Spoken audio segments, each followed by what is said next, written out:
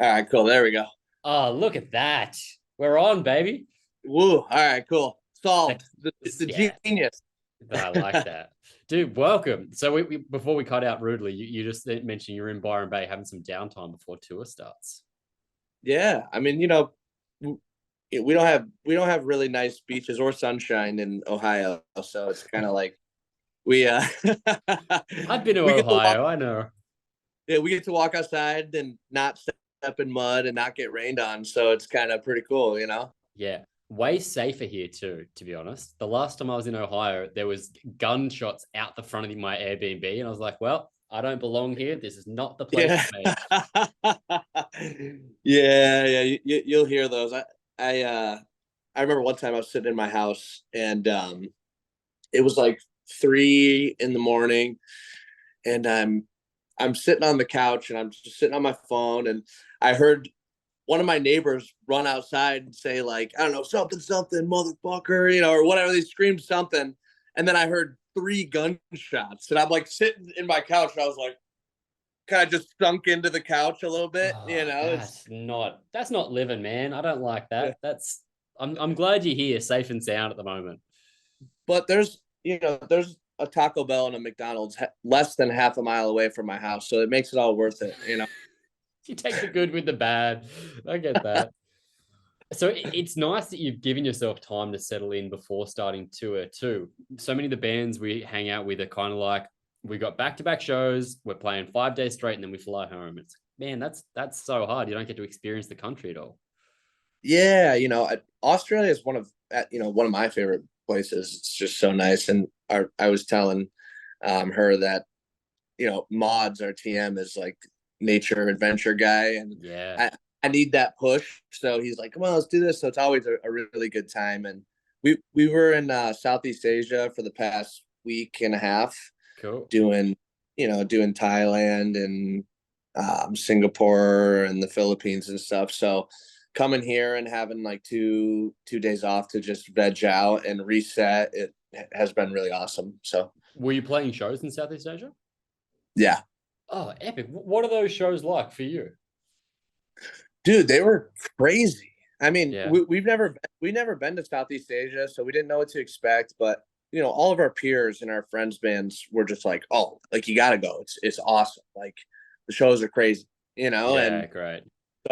we went there kind of already thinking it was going to be good, and it was amazing. It exceeded our expectations. I mean, it's crazy to just be anywhere that's not home and like play a good show. The feeling Surely never. by now you under like the internet is ever present and you have an understanding of like where you're being streamed. Surely you get a grasp now being like, okay, like 5 albums in, people know us, we can travel and play shows, people are going to turn up. I know it like Southeast Asia might seem like a world away from home, but it can't be that surprising, surely. Dude, no. It really is. Like the feeling of being like playing, like being on stage and playing and having people just freak out it's unlike anything I've experienced. And there are like all those logistics and or like Sure. statistics on Spotify and whatever, like, oh, people are listening here and here and here, but then it's like, I mean, you have artists that have millions of monthly listeners that can't pull 100 people in New York City. So it's like, Yeah. what does it really mean? Citizen, we don't have the most monthly listeners, but we do pretty well, like when we go out and play. So it's so hard to gauge things based on numbers. And I truly just have no idea anymore. It's really confusing, with playlisting and stuff. It just makes Yeah. you know I would say playlisting's a great topic to bring up because I'd say your band is a band that are a little hard to playlist. You don't have like this is our sound, this is our niche, this is the bands that like our contemporaries all sound like this and we're the same. You've got quite a diverse range of sounds that still sound like you guys, but the different influences throughout your catalog of like indie pop to like grungy stuff to more punk influence things. So I think that would make it harder to sort of fit in and be like a generic band. I would say people turn up for your shows is probably a testament to the live performance and what you guys are actually like to see live.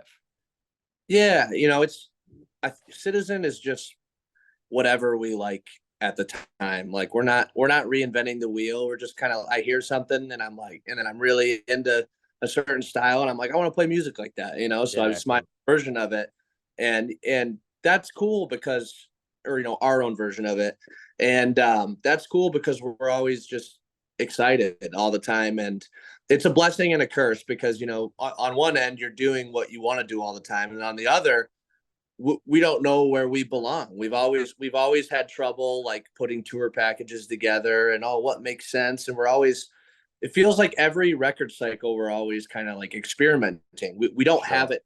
We don't have it down pat. Like things that used to work for us don't work anymore, and things that didn't work really well. And next year, or 2 years from now, whatever. Like I don't Changing know. down. I just don't know. So the best way to gauge Citizen is just, do people show up at the live shows? Because we're not a TikTok band. We're not going viral. Like Yeah. we hardly get playlisted. We don't. It's just because I don't really know where we belong, and I don't think anybody else does either. And that sucks sometimes, but it's cool in other ways. And we I just think it's go with the cool. I yeah. look at that as being like a really cool thing. The fact that you guys can come along and like New Bloom this weekend, like that's the perfect fit because it's bands that are all in the same ilk, but you all have your own differences and individual like things that make your bands. But the fact that you can all play in this one lineup, and I feel like there's something for everyone in every band, which is really cool. Right. Yeah, we're really excited. I think the last time we were in Australia was 2018 with Turnstile. Yeah. So yeah. So it's been a while. So hopefully it's good. I can't imagine it not being good. How have you found, you touched before about like making music that you're into and what you're listening to. And I think that's integrity right there. I love that.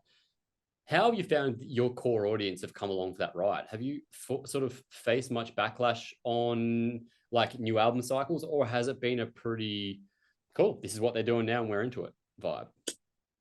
I think at this point there's some acceptance, but every Citizen has never we've never released a kind of like overwhelmingly positively received record. It's always because it's never like the last one, but it's never, I could listen to any Citizen song across the discography and it just sounds like Citizen to me. Sure.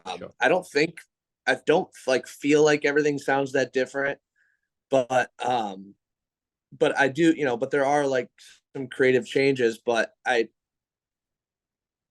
think it's jarring for some people. And, you know, every time we release something, people seem to be kind of angry about it cut and then come around to it. I mean, in which I think is cool. Like, I noticed that the things I like most are things that I listened to and questioned at first or didn't And then they felt grow like I on you. did, and then they Totally. grow on me. And those are the things that last. And then the things that I immediately am like, whoa, and I'm hooked on are the things that I listened to for a few weeks and then never again, Sure. Yeah. and I don't know. It's hard to say because I don't, once again, I don't think we're not reinventing the wheel or anything. So I just, I hope the things that we make last with people and You're a uh grower, not a shower. grower not sure. Yeah. Right. Yeah, Totally. I've always said that about you. I like Yeah. that. I think that's a cool way to be because you are going to bring people in for the right reasons. Like you might not get as many upfront instant like fans, but like I've got so many of my friends that have listened to you since early days and have come along for the journey. And as you said, each one like the first time I heard I Want to Kill You, I was like, man, this is a different vibe for this band. And then that's now definitely one of my favorite songs by you guys because it was just like it was different. It was like, and there was something to it that kept me going and coming back to it. I think Yeah. that's the That, mark of good songwriting. that song was a turning point in the band. There was there were moments when it was time to do a new record after As You Please, where the band morale was just kind of low, and we were all so burnt out. And writing that song, like, just lit a fire under us, where it was like, whoa, like this feels so good. And to this day, it's my favorite song to play live. Like Cool. I'm obsessed with. I love that song. And if I can't believe we wrote that song. It just Yeah, cool. I love that. I love that song. So it's really I'm glad that you like it too. That's awesome. That's a convenient song for me to bring up then. Yeah. Talk to me about the as we go, the discography gets bigger and bigger. How hard are you finding it putting the set list together that that's like kind of something for everyone? um. So we know the older songs. We know what people want to hear, and um we know what doesn't work. Like, I feel like Citizen is a pretty dynamic.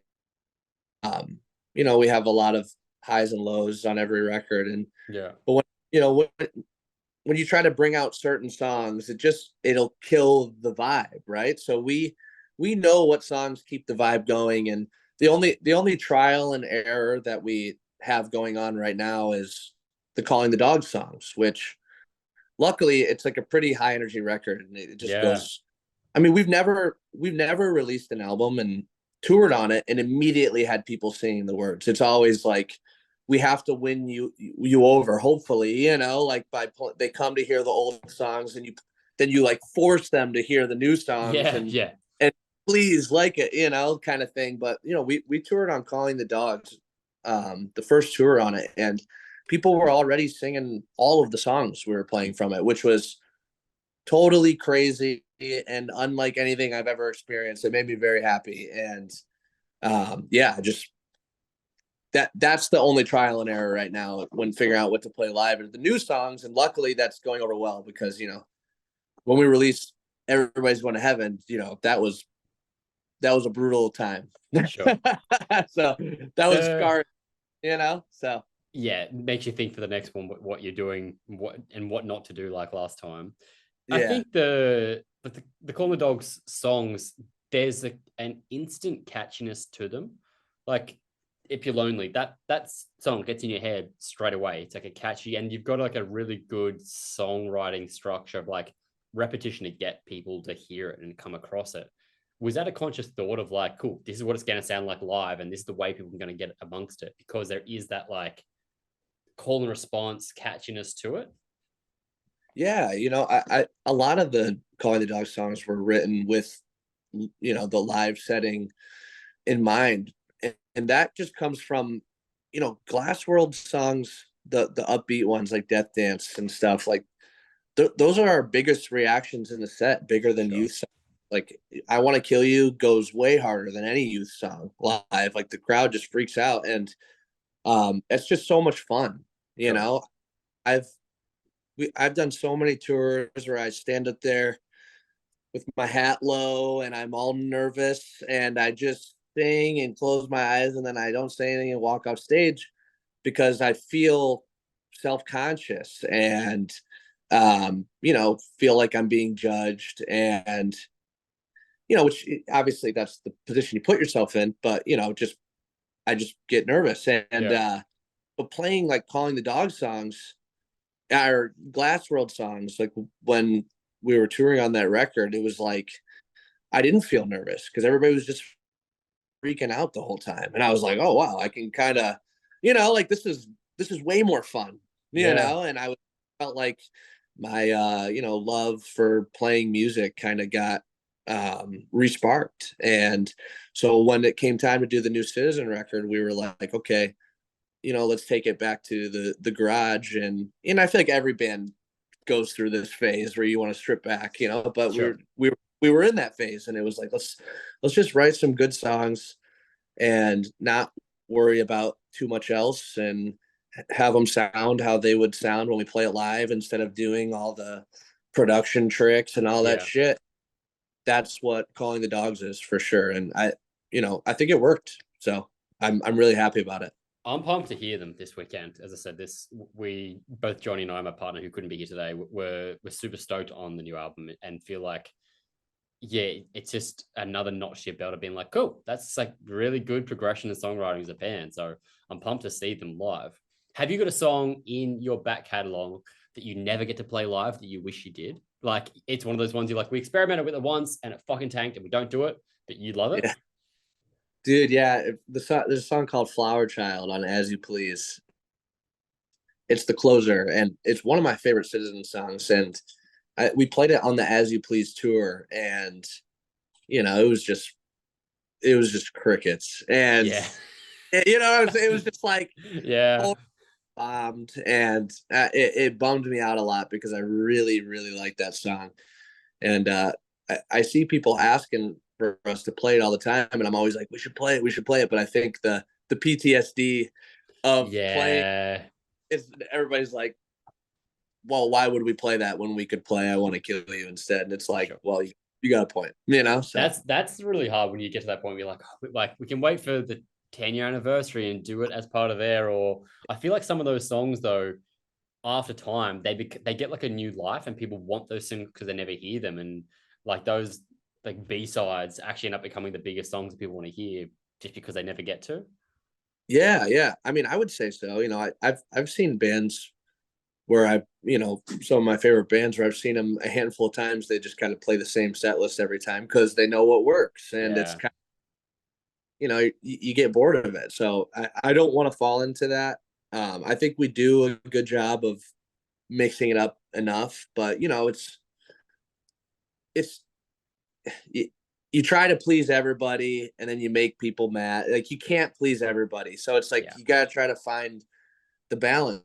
Like you want to play the hits, or what everybody wants to hear, but then you're disappointing the people that have seen those songs Sure. 100 times already, and it's you can't make everybody happy. And I, you know, you play Chicago, and then it's like, why didn't you play Cleveland? Yeah. And he's like, man, like I can't, Damned if man, you do, damned if you like don't. I want to make everybody happy, and we do the best we can, but it's a little hard. Unless you get to the point where you're like, we're playing a 2-hour set and you're getting everything all at once. Yeah, Then yeah, I went saw a Blink when they were here recently, and they played like a 2.5-hour set, and they like played all the singles, but then there was also like a bunch of B-sides thrown in, and I was like, that's the way to do it. But they're also Blink 182, and they can play for a 2.5-hour set. So yeah, they can do whatever they want. yeah, yeah. If you had the choice, so this festival it's a pretty good mix of artists. I think you'll have a chance to potentially win some new fans over on the weekend with this one. Do you prefer playing solo shows where people are there for you guys, or do you like the opportunity to reach new people and kind of convert them over with your live show? I think at this point, I'm interested in reaching new people. Like obviously, I love headlining a Citizen show and having it be like all about us. And if it's really good, that makes you feel really good.